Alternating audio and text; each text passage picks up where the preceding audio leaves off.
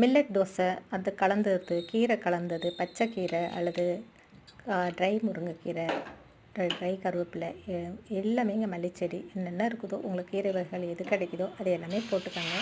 நீங்கள் வந்து மில்லட் மாவுலேயும் ஊற்றலாம், அல்லது கோதுமை மாவு, கேழ்வரகு மாவு எதுனாலும் நீங்கள் கரைச்சி ஊற்றுறதுன்னு நான் சொன்னேன் இல்லைங்க, உங்கள்கிட்ட கரைச்சும் ஊற்றி சாப்பிட்லாம். நான் பொதுவாக வந்து கரைச்சி ஊற்றுறதில்ல, அப்படியே ஊற்றி தேய்ச்சி விட்டு எடுத்துடுவேன். அது கொஞ்சம் திக்காக ஊற்றினோம்னா நமக்கு அப்படியே சிம்லேயே போட்டு 2 பக்கம் மூடியை போட்டு பரட்டி எடுத்துடலாம்.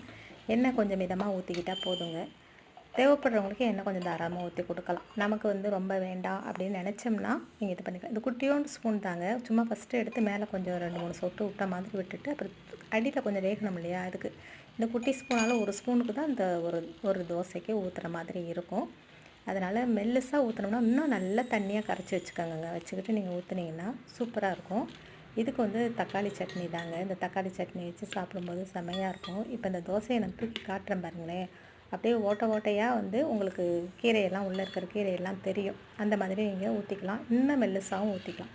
என்னென்ன பொருள்கள் உங்களுக்கு பிடிக்குமோ போட்டுக்கலாம். இஞ்சி துருவி போட்டு, வெங்காயம், பச்சை மிளகாய் செதைச்சி கூட போட்டுடலாம். மிக்ஸி ஜாரில் ஒரு ஓட்டி போட்டுட்டிங்கன்னா உங்களுக்கு ஊற்றுறது கூட ரொம்ப ஈஸியாக இருக்கும். அதில் கீரைகள்லாம் தெரியுது பார்த்தீங்களா, அப்போ டேஸ்ட்டாகவும் இருக்கும், ஹெல்த்தியாகவும் இருக்கும். நமக்கு வந்து அடிக்கடி வந்து நம்ம அரிசி உளுந்து அப்படிங்கிறத விட்டுட்டு மில்லட் பக்கம் கொஞ்சம் திரும்புங்க.